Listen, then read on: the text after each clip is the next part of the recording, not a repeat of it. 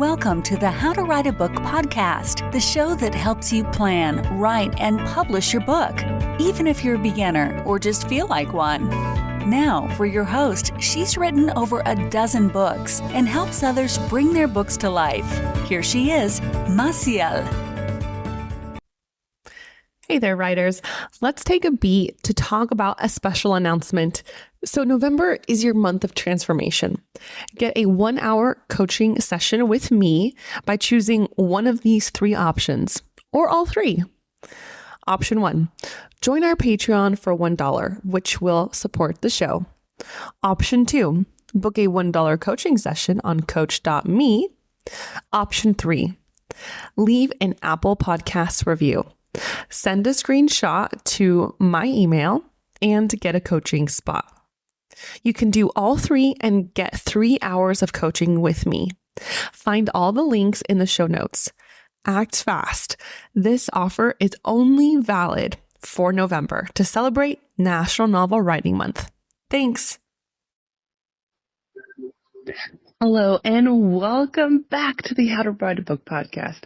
I'm your host, Massiel. Thank you so much for joining us on this amazing journey. Like I had mentioned, I think towards the beginning of our kind of marathon here, I hadn't done this kind of interview style before, not frequently. I've done a couple here and there, but this time I wanted to really grab different authors, different types of writers, and anyone who might even be kind of inside the book writing and publishing industry and get their expertise, their knowledge. And also the whole point of this kind of marathon style of interviews was so that you could realize that writing a book doesn't always have to be a specific way. Sometimes we feel like if I don't do the outline in this way, maybe in the 7-point structure, or maybe if I don't, do 7 rewrites of the book, I'm not going to be like a real writer. And it can feel overwhelming, definitely. And so the whole point of all of these authors and these speakers was so that you could start to realize that writing is an art first, and you can approach it that way. You can come at it with love and happiness and joy, and then you can learn the tools that are needed to finish your book.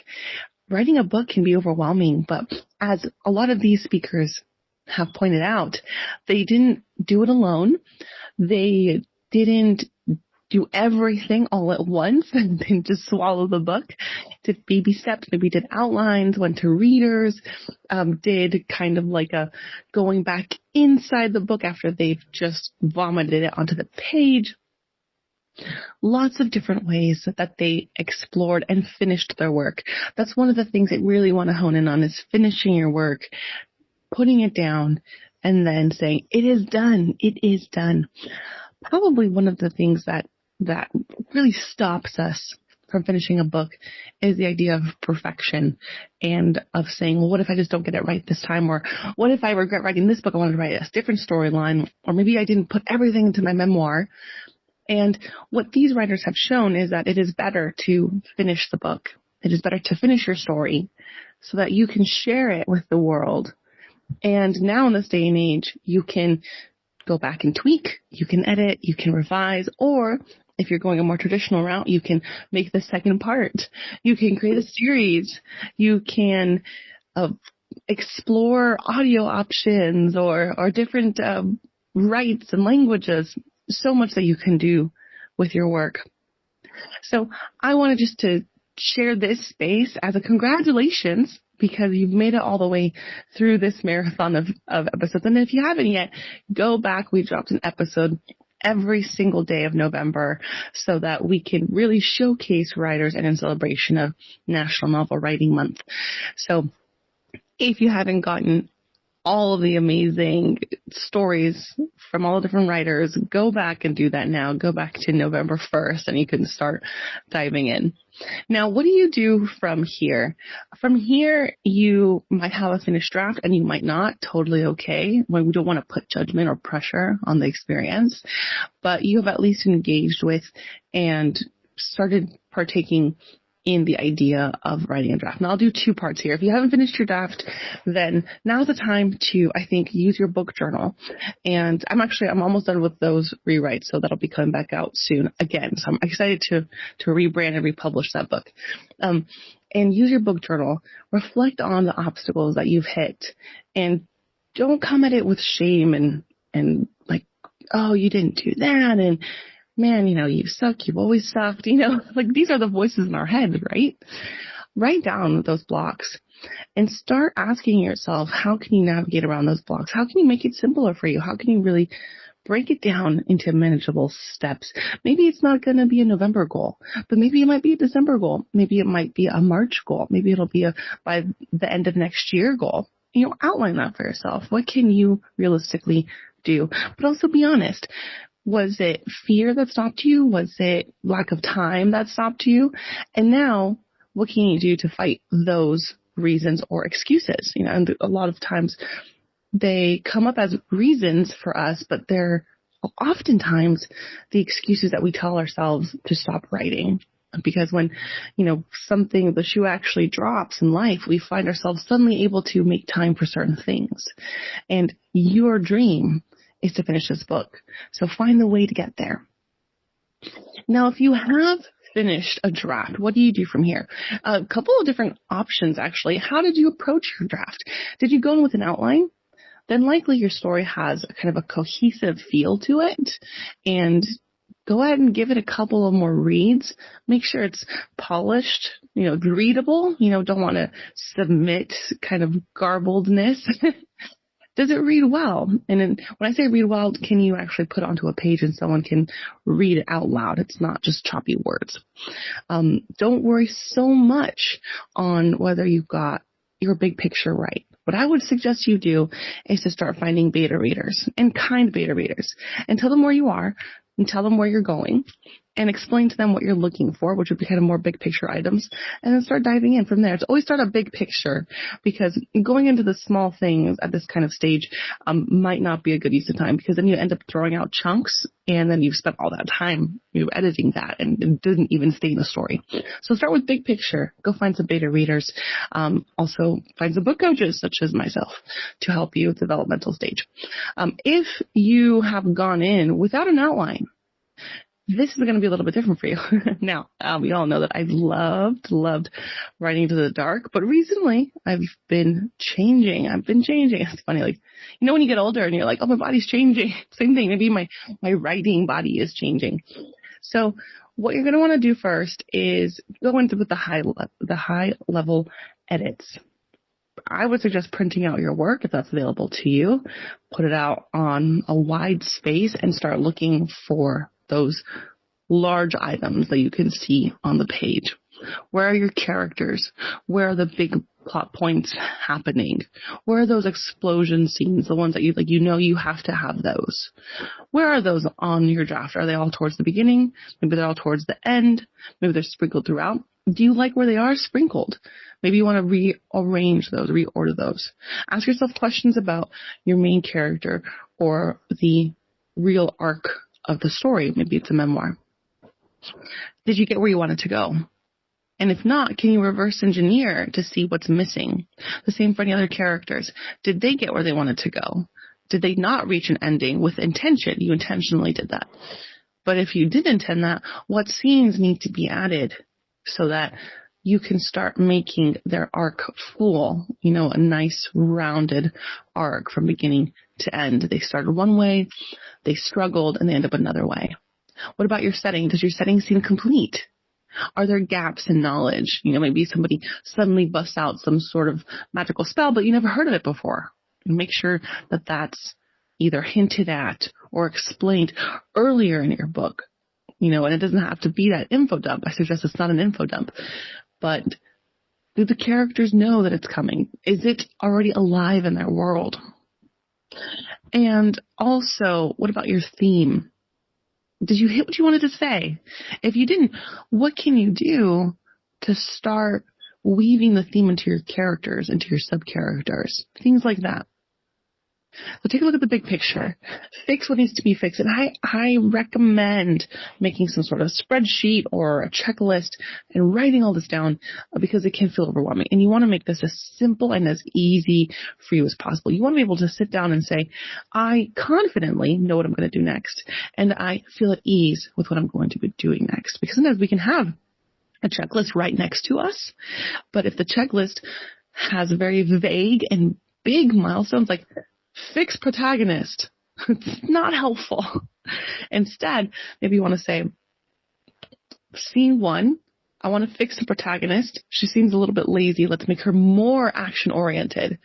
I thought of some action things that I could do. I want her to jump out a window while trying to save a cat. Or I am going to have her stop a car with her bare strength.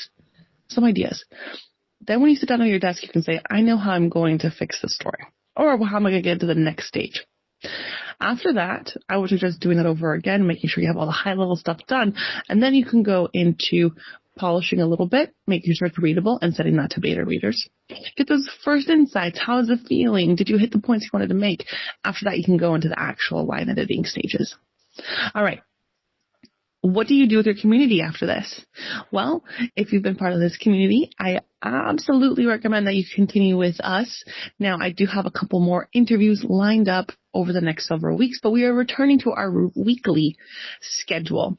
Now, as you all know, during this time of year, I tend to kind of go back into my hole and write. I'm still debating about doing that. December and January tend to be times where I need to reflect. So that might be happening in about February. But until then, we have some awesome episodes still remaining for you. Now, if you made any friends on community forums or through other places, stay connected, create some positive writing groups so you can share your feedback and questions moving forward. Now, how did I do? How did I do for NaNoWriMo? Kind of weird, but not bad. So I started off really strong. I was like, I'm going to vomit this draft. Yeah, blah, blah, blah, blah. Like within the first week, I had over 21,000 words. So I was like, yeah, I'm getting it. And then I was like, oh, you know what? I don't know what I'm doing. Like the next day, what was I going to write about? Going back to actionable steps. What was I going to write about? So actually I spent, 15 days working on the outline for this book. Like I kind of already knew what I was going to be writing about. I had done an initial pre-writing draft a couple of months ago, and I decided that I was going to make that into an outline. So I finished the outline mostly, and then I started actually filling it in with kind of rough content inside that outline. So, I had an idea where my main character was going to go. She was going to go fight a kind of like a, not like an army, but like a mini army of I call them archbishops in my novel. And she was supposed to go face them because she needed to get to this secret vault where they're going to have this, magic potion that she can get or book. I still haven't decided that, but I'm still it's important. And I had that on my outline, and so I was able to sit down and say, I'm going to draft an initial idea as to what's going on here. And then from there, I say, okay, now that I have some content down, now I'm going to actually flesh it out, make it sound pretty. I love making stuff sound pretty, and I love editing, so it's just getting to that point. So now it's about following the outline. And overall, very good. Yeah, hit my goal. Hit the word count goal. Still have more scenes to do, but now I know what I'm doing. And I'm glad that you all can be on this journey with me because obviously I've changed over the years, and hopefully that has also opened your eyes in case a writing process did not work for you. That doesn't mean that you are not a writer. It means that maybe you just need to try something different. Like how sometimes we go to the gym and sometimes lifting weights is not fun for us. It's not going to help us go back to the gym, but that cardio class, oh man, those Pilates, that yoga, love it. So whatever's going to get you to the gym, make sure you're doing that. All right, everyone. That about wraps our marathon for November NaNoWriMo. As always, keep writing. Believe in yourself. Believe in your story.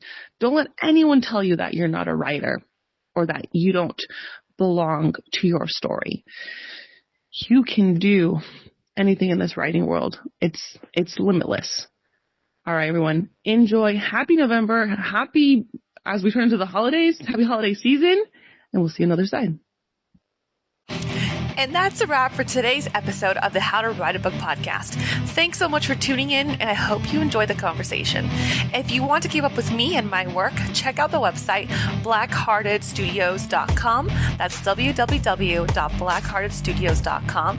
And follow me on Instagram at Massiel Writes. That's at Massiel Writes. As a book coach and publisher, I'm passionate about helping aspiring authors bring their stories to life. So if you've been dreaming of writing a book and don't know where to start, head to my website and let's chat. You get a free 30 minutes on me. Thanks again for listening, and don't forget to subscribe and leave a review. I'll see you in the next episode. Thanks.